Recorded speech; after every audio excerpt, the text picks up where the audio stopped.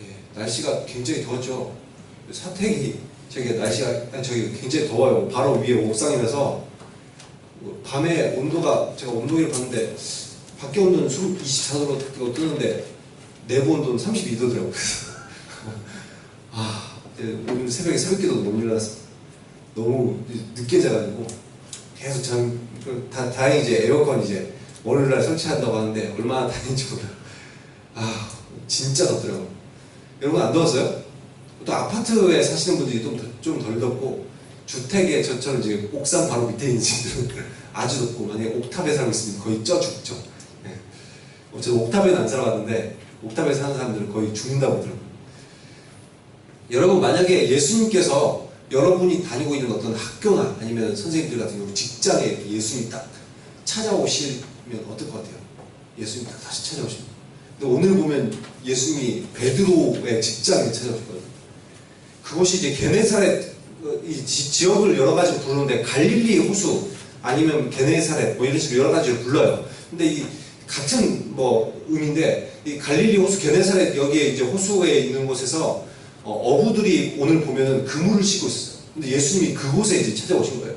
주로 이제 어부들은 갈릴리 호수의 인근에 있는 어부들은 밤에 이제 일을 합니다.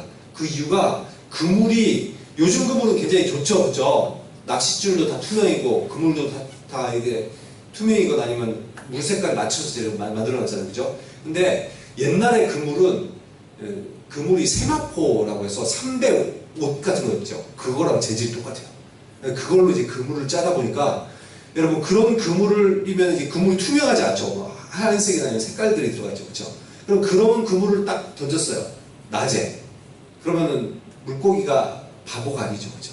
물론 이제 3초 뒤에는 자기가 어디 새로운 딱 봤는데 또 잊어버리고 또 온다고 이렇게 말을 하지만, 실제로 보면은 낚시를 자주 하는 지역에는 물고기들이 굉장히 영악해져서 잘 안 부는 거 알아요, 이렇게? 미끼만 살짝 먹고 도망가고 이렇게. 근데 지금 보니까 이렇게 그물 던졌는데 하얗게 다 보여요, 그물망이 이렇게. 그런데 물고기가 거기에 여기 나를 잡으러 왔나 보다 하면서 막 여러분 들어가겠어요? 물고기는 그런 바보가 아니에요, 그쵸?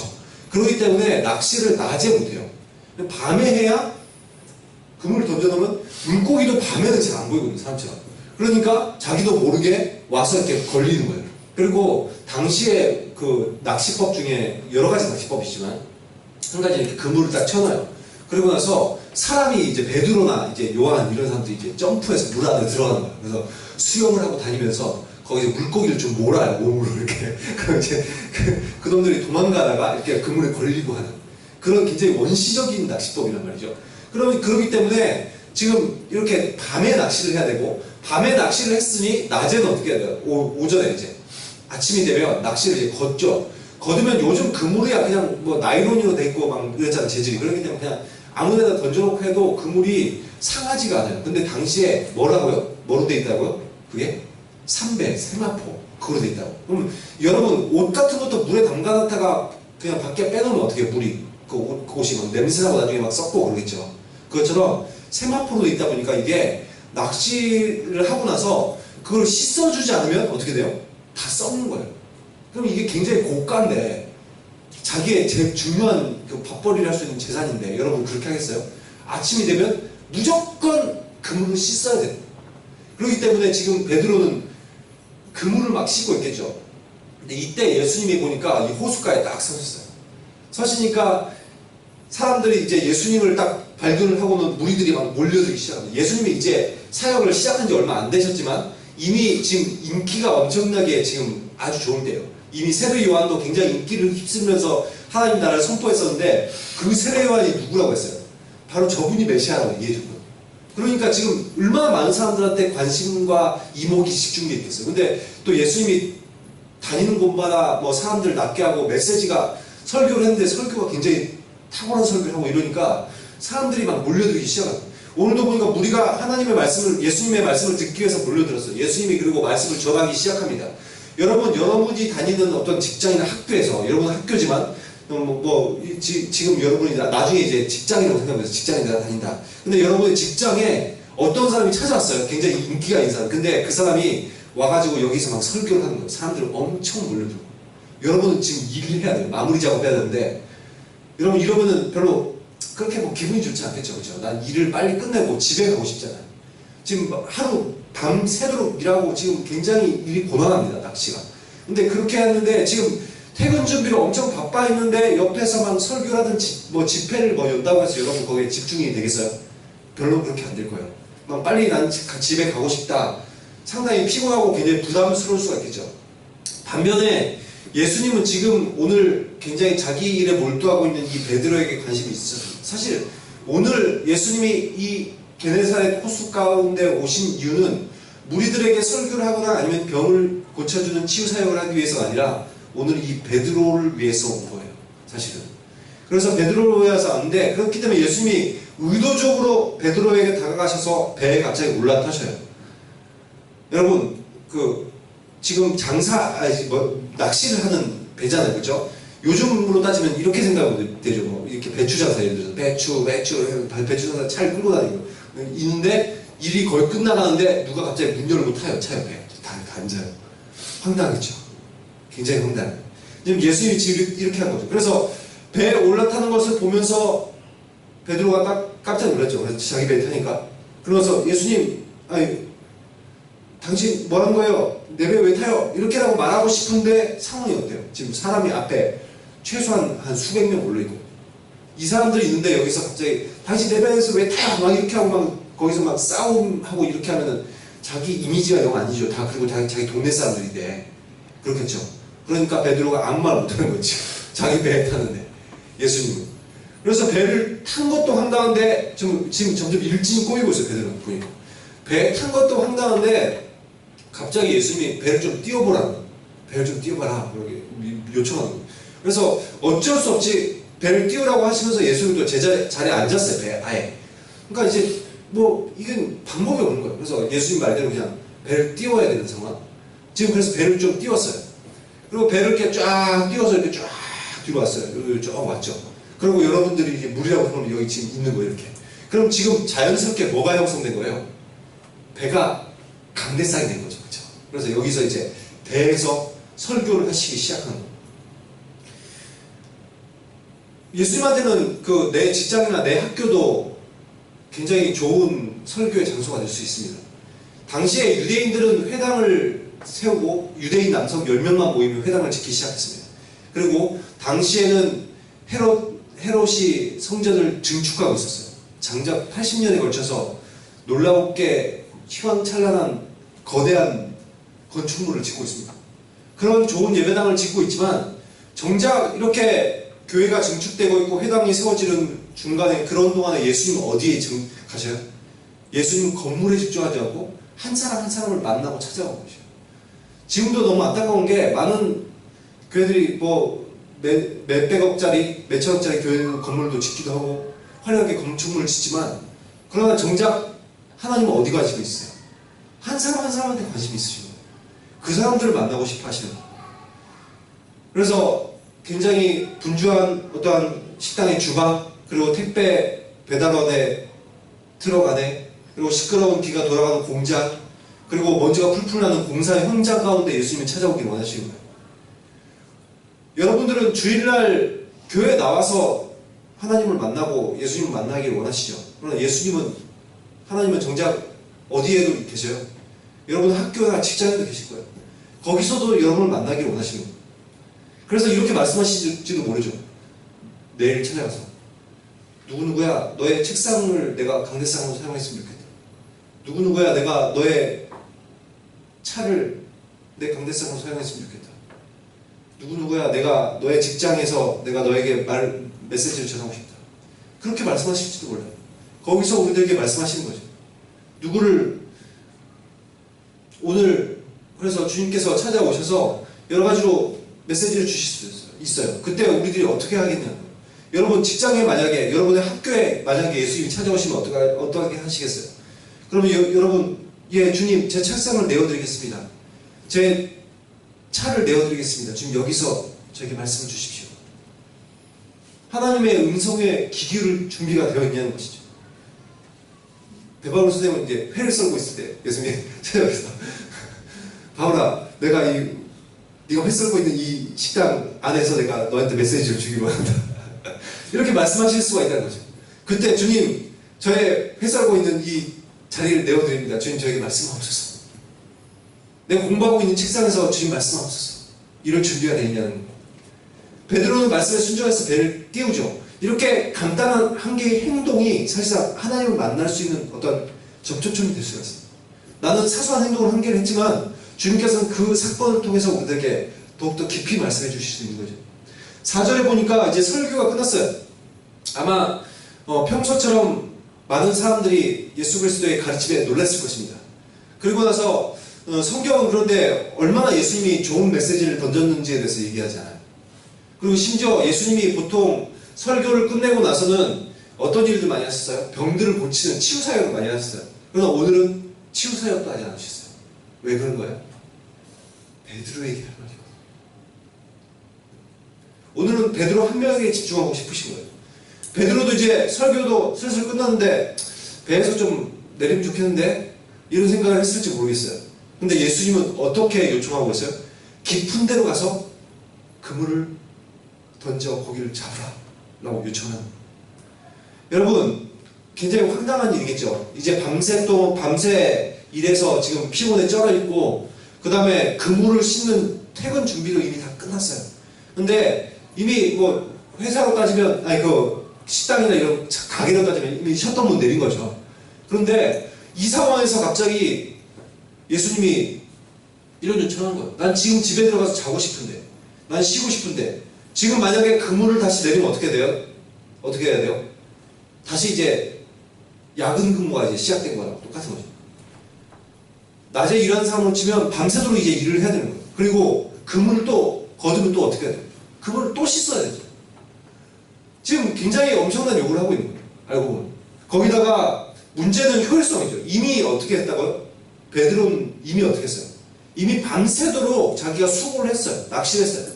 그런데 그날따라 신기하게 물고기가 한 마리도 안 잡혔어요. 여러분, 갈릴리 호수는 소위 물반 고기반이라고 하는 그물만 던졌다면 고기가 잘 잡히는 그런 엄청난 호수입니다. 그런데 여기서 물고기가 한 마리도 안 잡혔어요. 베드로는 지금 한 20-30년 이상은 낚시를 해온 베테랑 어부입니다.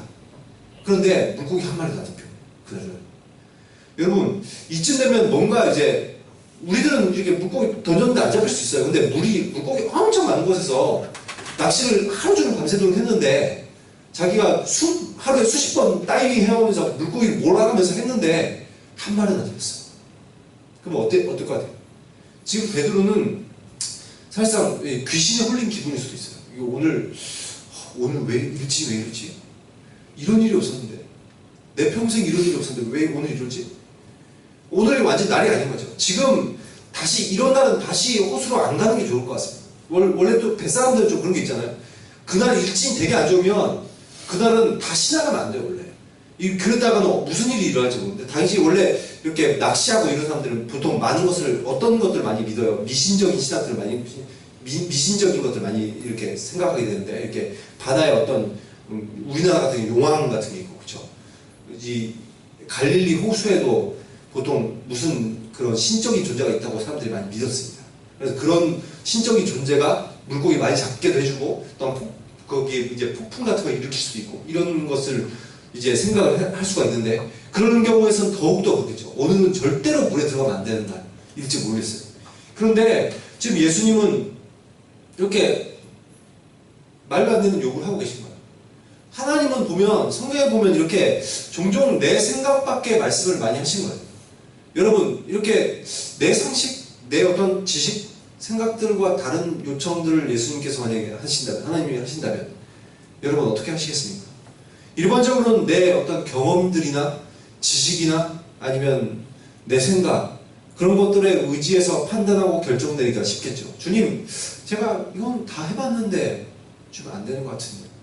주님, 그건 상식적으로 아니지 않습니까? 우리들은 이렇게 주님한테 말할 수 있다는 거죠. 그리고 어찌 보면 우리들의 손해나 손실들이 걱정이 됐을 수도 있습니다. 이렇게 하면 내 오늘 하루가 날아갈 건데, 또 순종했다가 안 되면 어떡하지? 내 재산 날리면 어떡하지? 우리는 늘 이런 것들을 머릿속에 떠올려요. 게다가 지금 베드로가 어떻다고 이 분야에는 훨씬 전문가예요. 예수님은 사실 목수 출신이잖아요. 목수 출신은 랍비라고. 뭘 알겠어요? 말씀은 많이 할지 모르고 또한 뭐 이런 것들은 잘 만들 수 있을지 모르겠어요. 그런데 어업은 자기가 전문가거든요. 그렇기 때문에 더욱더 이런 생각을 할 수가 있죠. 하나님 말씀보다 내 생각이나 경험이나 지식이 더 안전해 보일 수가 있을 것 같습니다. 그럴 때 우리들은 어떻게 해요? 하나님의 음성을 듣지 않으려고 하죠. 하나님 말씀해 주지 마십시오. 하나님 생각은 아닌 것 같습니다. 제 뜻대로 제 생각대로 하는 것이 훨씬 나은 것 같습니다. 그래서 늘 모험보다는 현실에 안주하고 싶어하고 그런 하나님께서 말씀하시는 그런 것들에 대한 결정들을 유보시키죠. 베드로 역시 주님의 요청에 따르기가 그렇게 쉽지는 않았을 것 같아요. 공장에서 멈춘 기계를 다시 작동시켜야 되는 기분. 그리고 이미 주방 다 정리했는데 다시 거기에 다 모든 것을 준비하고 배바울 선생님 한번 그 경험해 보셨죠? 만약에 다시 이미 다 회 다 치우고 다 청소하고 다 했어요. 식당 다 닦고 그런데 손님이 뒤늦게 와가지고 회 한 접시 달라고 하면 주고 싶지 않죠. 돈이고 뭐고 필요 없잖아요. 그렇죠? 그럴 때는 빨리 집에 가서 들어가고 싶고 자고 싶은. 지금 베드로의 마음이 그럴 수 있다는 거예요. 그런데 베드로는 어떻게 해요? 이런저런 자기 생각을 주장하지 않아요. 선생님, 우리가 밤새도록 수고해도 잡은 것이 없었습니다. 그렇지만 말씀에 의지해서 그물을 내려볼게요. 라고 말하면서 깊은 곳으로 노젓 갑니다. 연장 근무가 시작된 거예요. 근데 이때 놀라운 일이 일어나기 시작합니다. 6절 보니까 그렇게 하니 어떤 일이 일어나요? 고기를 잡은 것이 심이 많아 그물이 찢어지는지라. 물고기가 엄청 많이 잡힌 거예요. 감당할 수 없을 만큼 많이 잡힌 거예요. 그래서 어떻게 해요? 다른 사람들에게, 다른 배에 있는 다른 사람들에게 막 손짓을 해요. 당시에 어업은 혼자 하기 어렵습니다. 이렇게 배 띄워가지고 혼자 이렇게 낚시를 하는 유형이 아니고 보통 이렇게 내 쪽에서 이제 그물을 치면 반대쪽에서 그물을 치고 그리고 중간에서 이렇게 같이 들어가서 몬다든지 아니면 두 배가 같이 이제 그물을 한 개를 연결시켜서 쫙 같이 가요. 이렇게 몰고 가요. 그래서 이렇게 동그랗게 만들어놓죠. 그리고 중간으로 이제 하면 물고기들이 그쪽에 모이잖아요. 그렇게 하면 이제 같이 배를 이제 그물을 올려가지고 물고기를 잡는 그런 여러 가지 방식들을 취하는데 어찌되었건 물고기 잡으려면 어떻게 돼요? 동업자들이 필요합니다. 근데 오늘 나오는 동업자들이 보니까 누구예요? 요한과 야고보예요. 예수님의 제자들 가운데 베드로, 요한, 야고보, 안드레. 지금 베드로와 안드레는 형제고 요한과 야고보도 형제거든요. 예수님의 제자 중 4명이 지금 최소한도 4명이 어업종사자예요. 다 가족이나 아니면 동무고. 그러니까 아무튼 지금 보니까 베드로가 배를 띄울 때 다른 동무들도, 그러니까 요한이나 야고보라든지 아니면 다른 사람들도 일부가 배를 같이 띄웠던 것 같아요. 왜냐면 깊은 곳으로 가려면 좀 깊이 가야 되거든요. 멀리 가야 되거든요. 거기서 손짓한다고 아마 보이진 않을 것 같아요. 아마 주변까지 배를 같이 연장 근무에 들어가서 배를 띄웠던 것 같아요. 그래서 아무튼 이렇게 해서 배에서 이제 물고기를 잡는데 엄청나게 많이 잡혀서 두 배에 가득 채워야 되는 거예요. 여러분, 이렇게 일생일대 놀라운 사건이 일어났어요. 물고기가 밤새 한 마리도 안 잡히는, 완전히 귀신이 고칼 노릇이죠. 물고기가 잡히지 않았어요. 근데 어떤 분이 나타나셔서, 그분이 아직 보통 사람들이 메시아일 것 같다고 얘기를 했습니다만 이분이 아직 누군지 정확히는 모르죠. 근데 이분이 나타나서 물고기의 깊은 곳에 가서 그물을 던지라고 했는데 올려보니까 자기의 일생일대 이런 많이 물고기가 잡힌 적이 없는 거예요. 평생에 자기는 이렇게 많은 물고기를 많이 잡아본 적이 없습니다. 근데 여러분 한번 상상해보세요. 여러분이 물고기 그물을 던졌는데 한 마리도 안 잡혔어요. 그것도 있을 수 없는 일인데 어떤 사람이 말했어요. 여기다 던지라고. 던졌는데 한 번 그물을 올리는 것만으로 여러분이 며칠을 물에 뛰어들어서 잡아야 되는 물고기 양만큼 잡은 거예요. 여러분 이렇다면 여러분 무슨 생각이 들 것 같아요? 오늘 보니까 베드로는 이렇게 반응하네요. 이를 보고 예수의 무릎 앞에 엎드려 이르되 주여 나를 떠나소서 나는 죄인입니다. 왜 이렇게 얘기할까요? 지금 예수님의 어떤 신적 권세를 경험한 거예요. 그 이전에 있는 일도 신의 조화가 아니고는 일어날 수 없는, 물고기가 잡히지 않는 것도 그런 일이었는데, 물고기가 잡히는 이 놀라운 광경을 보면서 그는 뭘 경험한 거예요? 이것은 신이 아니면 할 수 없다. 그것을 느낀 거예요. 그래서 주님 앞에 엎드리면서, 주님, 날 떠나주십시오. 난 죄인입니다. 여러분, 신 앞에 죄인된 신분으로 설 수가 없잖아요. 그렇죠? 그리고 신을 자기가 직접 본다는 거, 자기 옆에, 자기 배에 탔다는 것은 사람으로서 감당하기 어려운 일이죠. 그래서 떠나달라고. 여러분, 내 생각과 경험과 지식에 의지하지 않고 하나님 말씀에 믿음으로 반응하고 행동할 때 놀라운 하나님의 역사를 경험할 수가 있습니다. 왜 이런 놀라운 일을 경험하게 하셨을까요? 10절에 보니까 어떻게 하시기 위해서? 이제부로는 네가 사람을 취하게 될 것이다. 하나님의 말씀대로 순종하여 살아가는 하나님의 제자로 삼고 싶으신 거예요. 그래서 그들은 베드로뿐만 아니라 여기에 같이 있던 도업자인 야고보와 요한까지 얘기하겠죠. 그들은 모든 것을 버려두고 예수를 따르냐. 하나님의 위대한 하나님의 일에 동참하게 되는 거예요. 오늘은 예수님이 베드로의 직장에 찾아갔었어요. 오늘 성경에서. 그런데 내일은 여러분들의 학교에 찾아갈지 모르겠습니다. 또 선생님들의 직장에 찾아가실지 모르겠어요. 이건 성경에 기록된 이 말씀들은 단지 옛날의 이야기가 아니에요. 2000년 전의 이야기가 아니에요. 우리들이 어떤 하나님을 믿고 있어요? 살아계신 하나님을 믿어요. 지금도 살아서 역사하시는 하나님을 믿어요. 그분은 때로는 우리 학교에, 일터에, 또한 일상 가운데 찾아오셔서 하나님의 생각을 말씀하시고 하나님의 계획을 말씀하시고 또한 성경적 원칙을 제시하실 수 있습니다. 우리들은 일상 가운데 실제로 하나님 말씀을 많이 접하면서 살아갈 수 있어요. 때로는 여러분의 양심을 통해서 말씀하십니다. 누구야? 그건 하면 안 되지 않겠니? 누구야? 너는 이렇게 했으면 좋겠다. 저 친구가 왕따시키지 않았으면 좋겠다. 너는 이런 행동을 했으면 좋겠다. 계속해서 요청하실지 몰라요. 그러나 우리들은 그 말씀을 외면하고 있었을지 모르죠. 내일 다시 주님이 찾아오실지 모르겠어요. 그래서 때로는 세미한 음성으로, 때로는 양심을 통해서, 때로는 성경 구절이 떠오르게 하시고 상황이나 환경으로 또는 다른 사람을 통해서 말씀하실지 모르겠습니다. 이렇게 할 때 여러분들은 어떻게 반응하시겠습니까? 나와는 별개의 문제지. 주님, 저하고는 상관없습니다. 제가 왜 배를 띄워야 되죠? 제가 왜 하나님의 말씀을 들어야 될까요? 그렇게 대답하시겠습니까? 아니면 베드로처럼 주님 말씀에 의지하여 제가 금을 내려오겠습니다.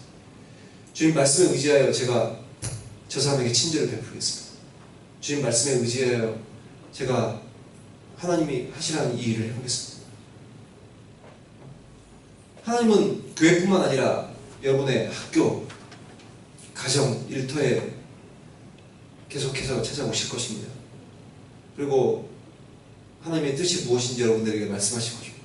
그때 내 생각과 내 지식과 내 경험을 내려놓고 하나님의 음성에 귀 기울일 수 있었으면 좋겠어요. 우리들이 이게 하나님의 뜻을 아는 것은 사실상 이것도 훈련이거든요. 내가 그냥 내 멋대로 살면 하나님의 음성을 들을 수가 없어요. 근데 하나님께서 우리들에게 주시는 마음에 더욱더 민감하고자 할 때, 그리고 내가 양심에 찔림이 있을 때, 또는 성경 구절이 떠오를 때, 또는 무슨 생각들이 나에게 들어왔을 때 그것을 외면하지 않고 하나님, 이것이 왜 일어난 일입니까? 하나님, 왜 이런 상황이 일어났습니까?